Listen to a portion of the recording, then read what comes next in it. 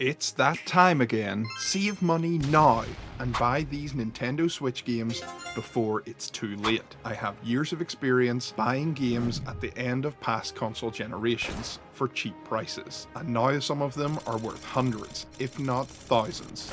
So I've spent hours going through the full Switch catalogue to let you know which games I feel will go up in value and the reasons why.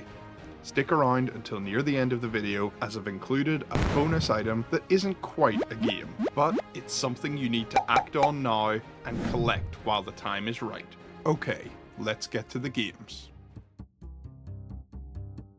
Okay, game number 1 today is something that I'm sure will become collectible in time, and it is Unicorn Overlord, published by Atlas. We all know Atlas games do tend to go up in the future, and this is a much beloved title. It's got really good reviews since it came out.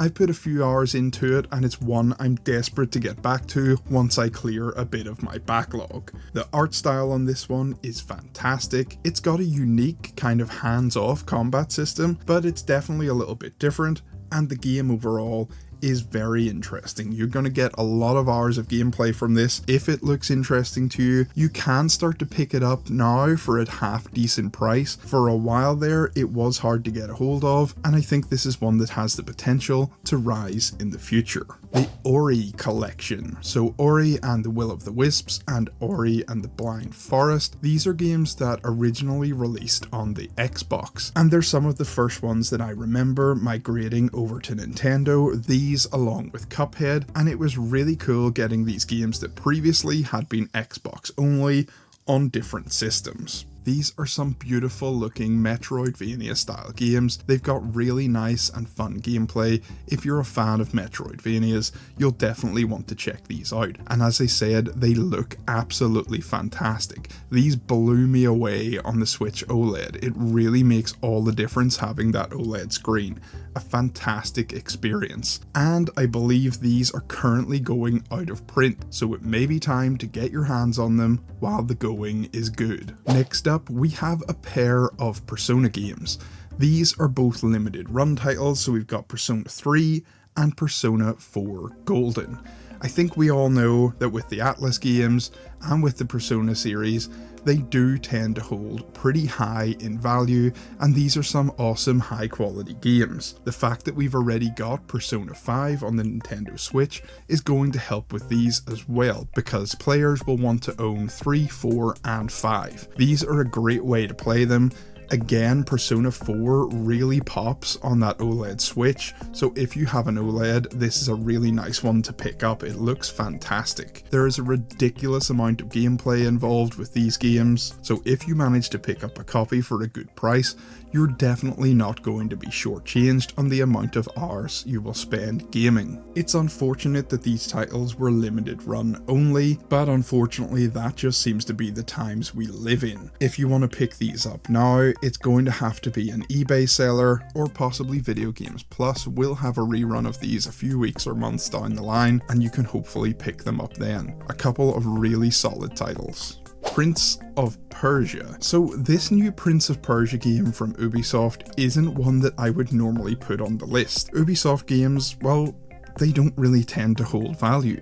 In fact, they are some of the cheaper games that you can get out there for your collection. But the reason I'm putting this on here is just because it is such a high quality experience. As I mentioned earlier with the Ori games, if you're a fan of Metroidvania style games, this one is going to be right up your street. I'm so surprised to get this from Ubisoft, and I think it's worth supporting these smaller titles that they're doing. They do a lot of these huge open world, massive sprawling maps and sequels, and it's nice to get something smaller, a 2D side-on Prince of Persia game. It's something we haven't had for a long time. The boss battles in this one are frantic, they're difficult, it's awesome, and I really want want to see more of it. And the great news is, because it's Ubisoft, it has come down a fair bit in price. So if you can catch this one right, I think it'll be worth a decent amount of money in the future, but you may be able to get in at a time that it's dirt cheap. And this is a great experience. It's worth picking up just for the gameplay alone. Forget about the value. This one has potential down the line, I hope. Cooking Mama Cookstar. Well, this one is a crazy story.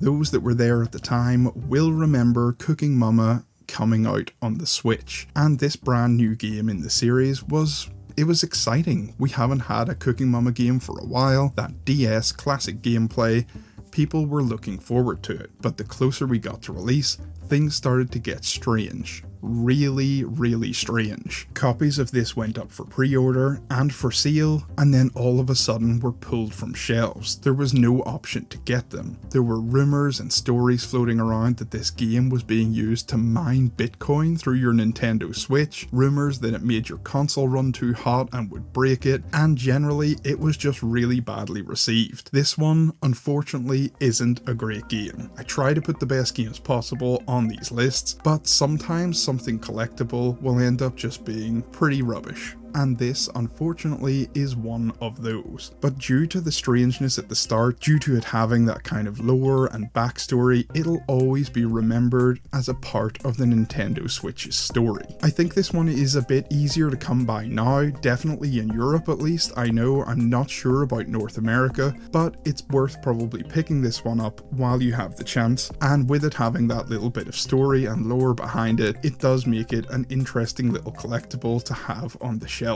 Bear and Breakfast. This one is so cute. It's one of those little cozy games that people talk about, and I think it's a nice one to pick up and have in the collection. And the great thing is, you can get this for a really decent price at the minute. I've seen it go for as low as £20 in the UK. And what more could you want from a game than playing a bear and running a bed and breakfast? It's absolutely insane. It's one of those crazy cute concepts that you just think, how is this going to work? But the gameplay here is actually really fun. It's bright, colourful, nice little game. It'll just make you feel warm and cozy inside playing this one. If you can pick it up for a decent price, it's definitely one to keep your eye on, and I think this one will probably have a little bit of a cult following a few years from now down the line. As you know, I like to end these videos by talking about a physical item that you can get for your Nintendo Switch that's not just a game. And today I want to talk about the Nitro Deck Plus. The Nitro Deck had a really strong marketing presence when it first came out.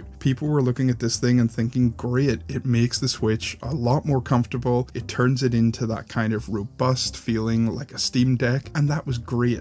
But it definitely wasn't without its issues. This new Nitro Deck Plus that's coming out solves a lot of those issues. The sticks look amazing, they're Hall effect, so no drifting here. This can be played while docked. It comes with another little adapter that you can play it while it's docked, which is awesome. No worries about having to fit it into your dock. It has programmable buttons on the side of the sticks, so that's going to be really cool and give you those extra options for gameplay if needed. You can adjust the trigger sensitivity on this. It just looks fantastic.